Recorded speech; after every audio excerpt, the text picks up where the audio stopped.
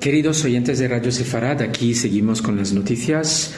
22 meses justo hoy después del 7 de octubre, 22 meses de guerra, 22 meses de operaciones militares con sus altos y bajos. Y hablando más de altos, pues esta misma noche, con toda seguridad, se aprobará en el Pleno del Consejo de Ministros del Estado de Israel el plan de acción que se llevará a cabo en las próximas semanas en Gaza. Tenemos más detalles de lo que se decidirá con toda certeza. Se trata de varias fases, sobre todo dos fases. Una primera fase sería conquistar la ciudad de Gaza. Recordamos, la ciudad de Gaza en el centro de la franja. En esta ciudad viven alrededor de 1 millón de habitantes, que es más o menos la mitad de toda la población de Gaza. O sea, una conquista paulatina con, como siempre, avisos de evacuación, sobre todo hacia el sur, hacia zonas humanitarias habilitadas que conocemos. Más bien, como he dicho, en el norte de Rafah, en el sur de la ciudad de Gaza, para que después, en una segunda fase, empiecen oleadas, redadas de más gran envergadura, o sea, una ofensiva total contra lo que quedaría de Hamas, intuyendo que esta vez Tzahal filtrará mejor las evacuaciones, es decir, que hemos visto ya muchas veces desde el inicio de esta guerra que muchos terroristas se esconden entre los civiles y que después cuesta mucho distinguir, identificar, y luego no es de extrañar que los propios terroristas dentro de las zonas humanitarias disparen algún que otro cohete hacia Israel, como ha ocurrido en el pasado. Así que bueno, contando con ese filtro, contando con esas medidas de cautela, pues se evacuarían los centenares de miles de gazatíes de la ciudad, o sea, de la ciudad de Gaza propiamente dicha, hacia las zonas humanitarias para que luego pueda operar con toda eficacia el ejército israelí. El objetivo es, siempre es el mismo, es decir, controlar cuanto más territorio posible para acercarse a las zonas donde se encuentran los rehenes, sabiendo que su vida puede ponerse en peligro porque son operaciones de alto riesgo. Recordamos en agosto del año pasado, cuando hubo un intento de rescate por parte de Tzahal, 6 rehenes israelíes fueron ejecutados en el momento en que los terroristas sintieron que los soldados del ejército se les acercaban. Recordamos que es en esa ocasión que murió Hersh Goldberg Polin. Su fallecimiento había causado muchísima emoción en el país y se espera del ejército que actúe con más cautela para que cuando los terroristas sientan el aliento de los soldados, de repente no se pongan a ejecutar los últimos rehenes, una veintena, recordamos, que quedarían vivos. Ese es el gran temor de gran parte de la sociedad, también de la oposición, como lo mencionamos ayer, y de la cúpula militar. Más allá de los rehenes, también hay temor por la vida de los propios soldados, que de repente se verían expuestos otra vez a una guerra de tipo guerrilla en un entorno urbano con todos los riesgos que esto conlleva. Recordamos que los terroristas, cuando salen de sus escondites, de sus túneles, es para poner bombas en carreteras, en edificios, que luego a duras penas el ejército israelí consigue desactivar. Ese es el gran problema. También otra pega tiene que ver con qué hacemos después con 2 millones de palestinos, es decir, con 2 millones de gazatíes que estarían entonces bajo el control no solo de Tzahal, sino del propio gobierno y del propio Estado de Israel. Y otra pega también es que limpiar todo Gaza de sus explosivos, de sus terroristas, tomaría años. O sea, volver a tener una infraestructura libre de Hamas sin que haya un plan de más mediano o largo plazo, pues tampoco podría mantenerse. Pero bueno, esta noche seguramente habrá más detalles sobre estas operaciones que, como siempre, tienen el objetivo también de desmantelar el grupo Hamas, de presionarlo también para que vuelva a la mesa de negociaciones cuando vea que no tiene más alternativa. Y otro objetivo importante que va en paralelo es intentar, como lo va haciendo Israel con la ayuda de Estados Unidos, intentar quitar a Hamas esa última herramienta, esa última arma que es el reparto, que es la entrega de la ayuda humanitaria. De hecho, es interesante un informe que salió a la luz por parte de la BBC diciendo que Hamas utiliza un método secreto para pagar a sus empleados, que redondearían unos 30.000. Todo girando, como siempre, en la ayuda humanitaria. Es decir, sabemos de los saqueos, de los desvíos. La misma Naciones Unidas reconocieron que más de 80% de la ayuda que recoge detrás de la frontera, después de pasar el control de la frontera, no llega a destino, no llega a la gente que lo necesita, sino en manos de grupos armados, a sueldo de Hamas o directamente a los terroristas del grupo.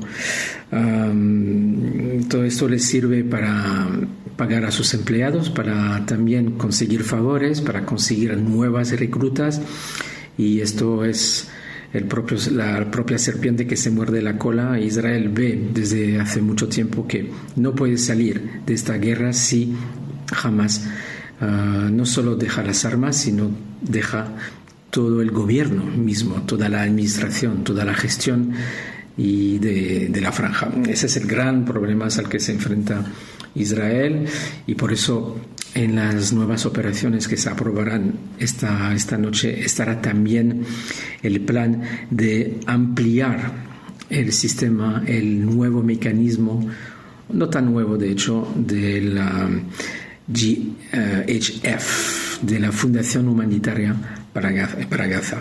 No es casualidad que el embajador de Estados Unidos en Israel, Mike Huckabee, dijo ayer que el objetivo es crear nuevas infraestructuras. Sabemos que ahora están activos 4 centros de distribución, sobre todo en el sur, o casi únicamente en el sur, y que el objetivo es que se despliegan también hacia el centro y el norte, pero por supuesto eso está pendiente de operaciones militares que está a punto de llevar a cabo el ejército israelí.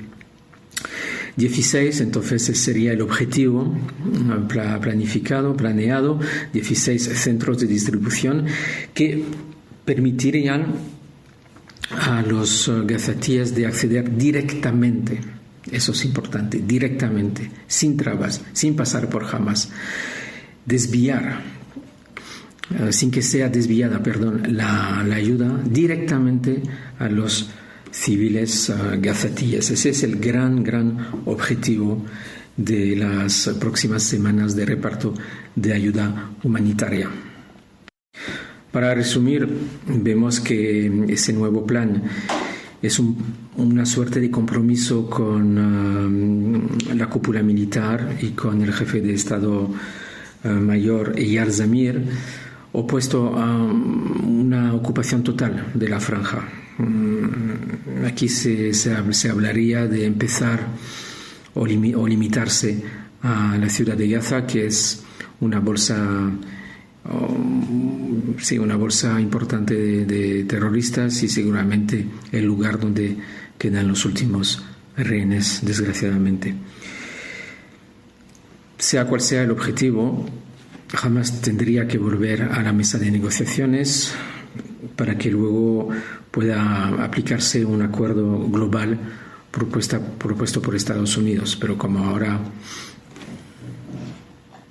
Hamás presenta una postura muy dura de no presentarse en la mesa de negociaciones, de no aceptar ningún compromiso, de no pensar siquiera en liberar algunos rehenes, pues Israel no tiene más opción que seguir atacando y seguir presionando. Y el tema de la ayuda humanitaria, como solemos repetir en la radio, en mis últimas intervenciones, es capital, porque es realmente el último arma del que dispone Hamás. Terminamos este informativo y esta semana también abordando otros frentes. O sea, no solo lo que pasa en Gaza preocupa la sociedad israelí, sino también los misiles, por ejemplo, que sigue recibiendo de vez en cuando por parte de los hutíes. El último misil fue lanzado en la noche de lunes hacia el centro de Israel y Jerusalén también. Se oyeron sirenas, pero fue el misil interceptado como los anteriores. La semana pasada hubo el viernes, un viernes sobre las 6, que es cuando entra Shabbat, y tanto para Hamás como para antaño, como para los hutíes, el día del viernes, cuando entra Shabbat, 5 o 6 de la tarde, es un momento predilecto para lanzar sus misiles, desgraciadamente. Por parte de los hutíes, el balance es de 67 misiles lanzados desde el fracaso del cese el fuego. Hablamos de marzo, del 18 de marzo. También lanzaron varios drones. Otras noticias destacables nos llegan de Líbano, porque recordamos que después del acuerdo de cese el fuego de noviembre del año pasado, Israel puede seguir buscando a operativos, a terroristas de Hezbollah cuando siente la integridad de su territorio amenazada, y así ocurre de forma puntual, pero sigue ocurriendo. Por ejemplo, esta propia semana, ayer mismo, hubo ataques aéreos contra objetivos de Hezbollah en el sur del Líbano, atacándose a almacenes de armas, a lanzaderas de misiles y a cobertizos de vehículos que Israel sabía usados para recomponer o intentar recomponer su infraestructura. También hubo un operativo de Hezbollah atacado por dron el lunes y otro también ayer o antes de ayer en el Valle de la Beca.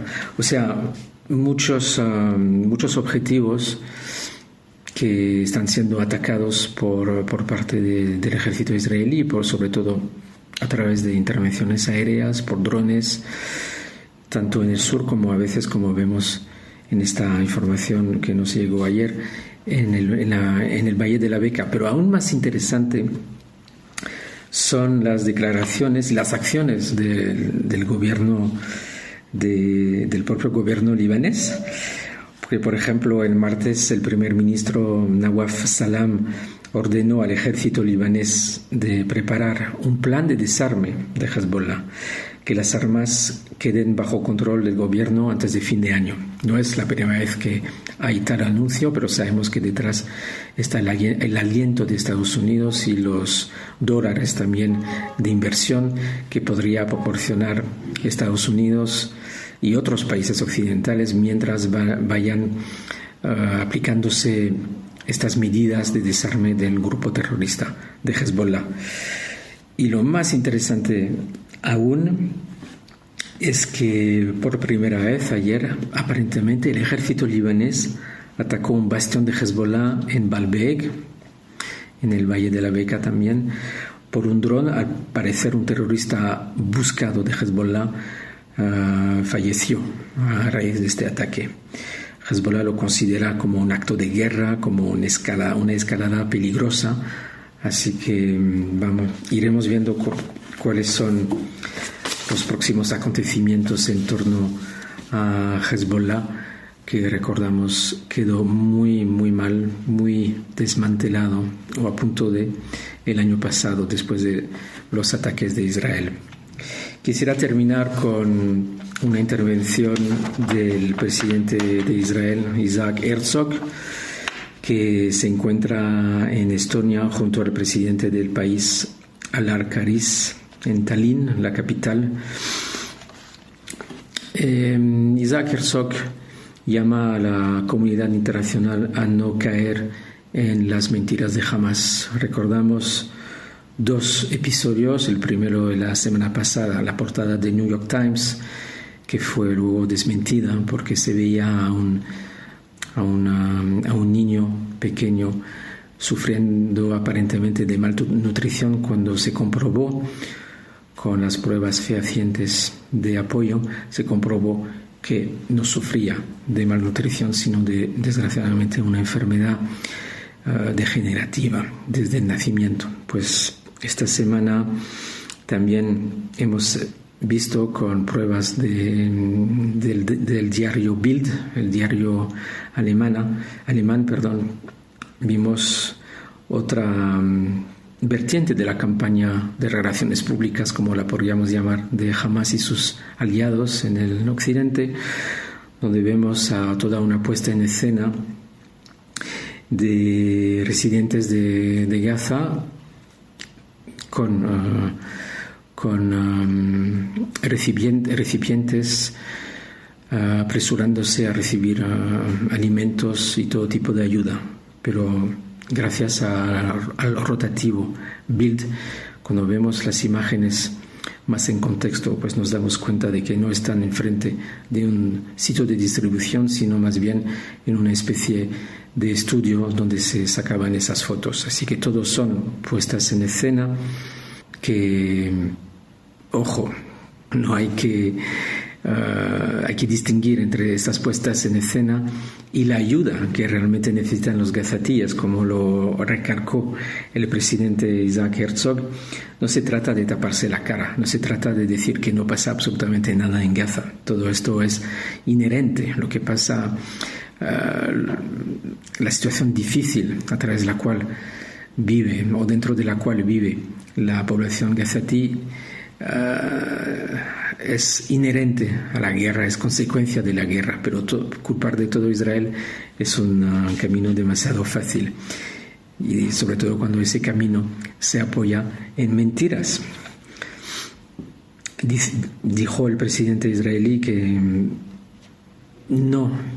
nosotros no huimos de nuestra responsabilidad de proporcionar ayuda humanitaria a quien lo necesita en la franja, pero pedimos al mundo no caer en esas mentiras de Hamas.